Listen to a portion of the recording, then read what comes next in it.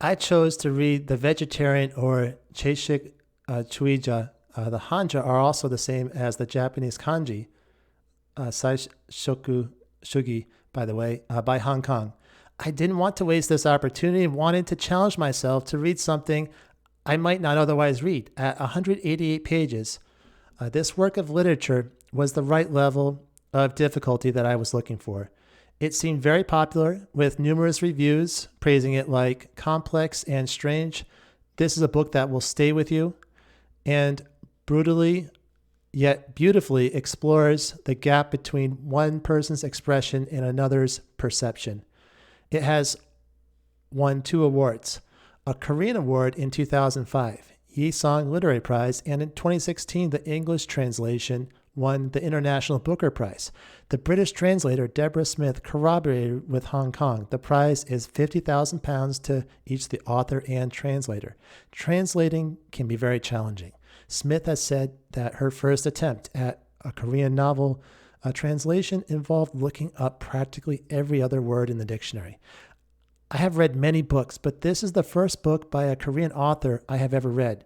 I was very curious, with little idea of what to expect, just knowing that this was a young female foreign author whose novel was frightening and shocking. The main character is Young Hye, and I'm going to read just the part of the first page. Before my wife turned vegetarian, I'd always thought of her as completely unremarkable in every way. To be frank, the first time I met her, I wasn't even attracted to her. Middling height, bobbed hair, neither long nor short, jaundiced, sickly looking skin, somewhat prominent cheekbones, her timid, solid aspect told me all I needed to know. As she came up to the table where I was waiting, I couldn't help but notice her shoes, the plainest black shoes imaginable, and that walk of hers, neither fast nor slow, striding nor mincing. However, if there wasn't any special attraction, nor did any particular drawbacks present themselves, and there was no reason for the two of us not to get married.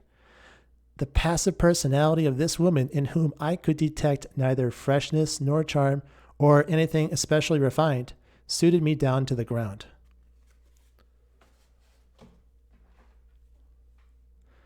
This is, of course, Young Hae's husband speaking in the first person, telling the story.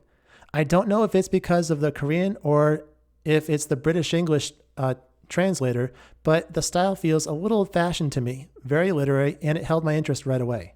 How could this extremely normal person cause so much shock and horror? I didn't yet know it at the time, but except for a few very short cryptic passages, which are all written in italics, Young Hae would never narrate to us directly. Instead, this tale is divided into 3 parts and told to us by 3 people in Young Hae's life. The first, of course, is by her husband. It starts off tame enough, and her husband, although cold and not at all emotionally connected to his wife, seems safe enough and not shocking or scary. However, it definitely moves in that direction at the end. By the second part, The Mongolian Mark, narrated by her brother-in-law, you know without a doubt that this is going somewhere you might seriously regret following along.